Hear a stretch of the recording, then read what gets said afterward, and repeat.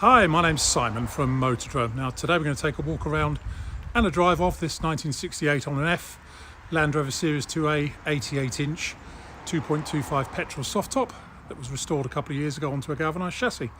Two videos, one walk around, one driving, plus a bit of starting and idling action at the beginning of the driving video. Hope you like them. Okay, a quick video of start up and idling. That's not me beeping, by the way, that's a forklift truck just behind us.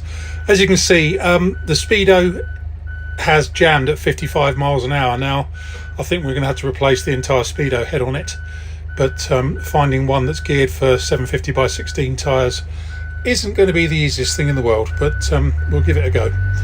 Worst ways, we can put a 600 by 16 speedo in, but it won't read particularly accurately. Anyway, all light, ignition light common as they should. Fuel gauge and temperature gauge work exactly as they should.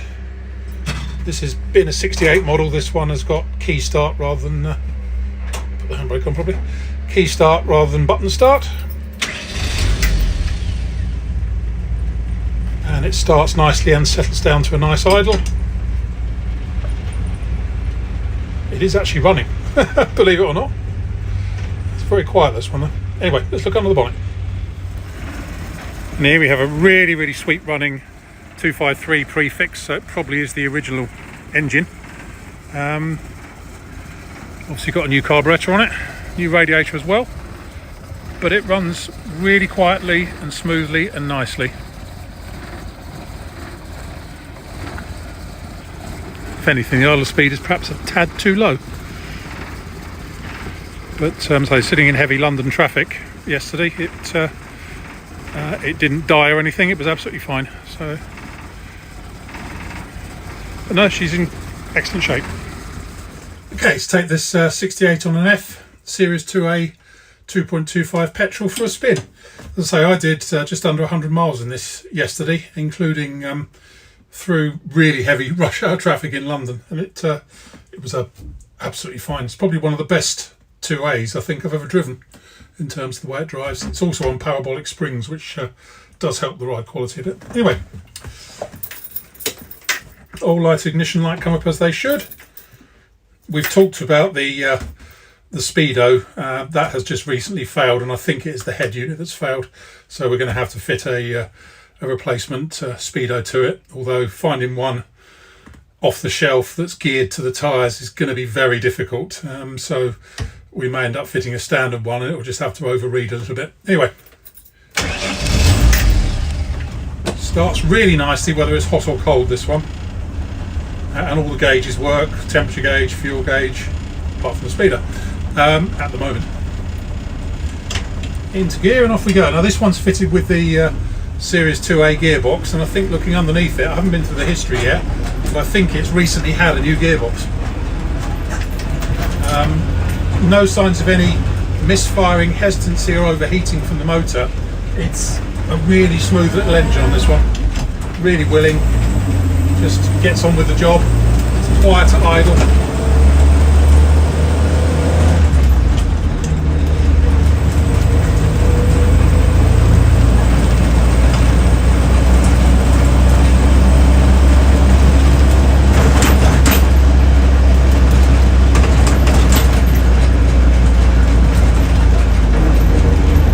Brakes are very good on this one as well. It stops nicely. I think whoever restored it spent a lot of time just getting it mechanically thoroughly sorted.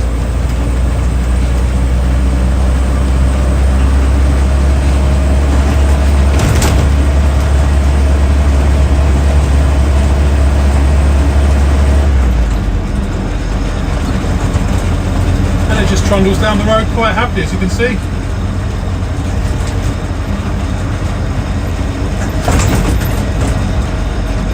You do get a bit of tyre noise because it has got sort of quite aggressive military spec style tyres on it, so they are a little bit whiny. But it steers properly. I'm not having to fight it down the road. It goes exactly where it's placed.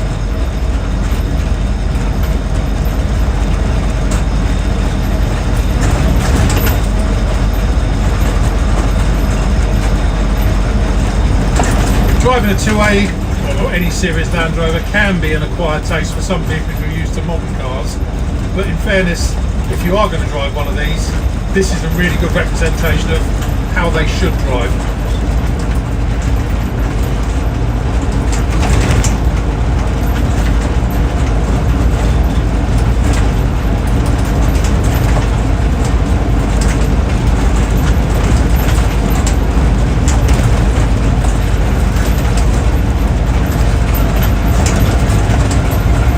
And yeah, it's a super little example, it really is.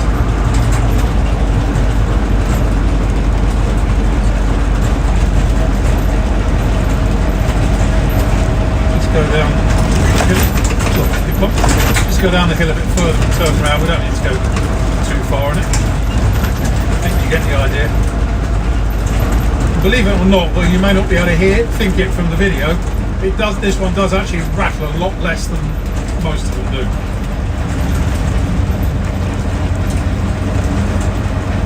Helps with the Rocky Mountain door tops actually, because they're such good quality that the glass doesn't rattle in the frames.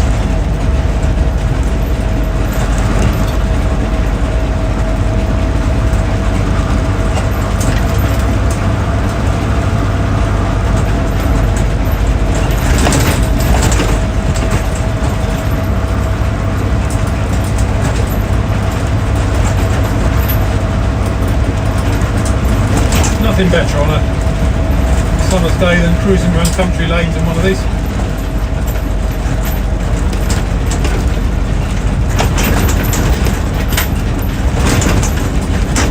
So it does sound a bit rattly from the camera.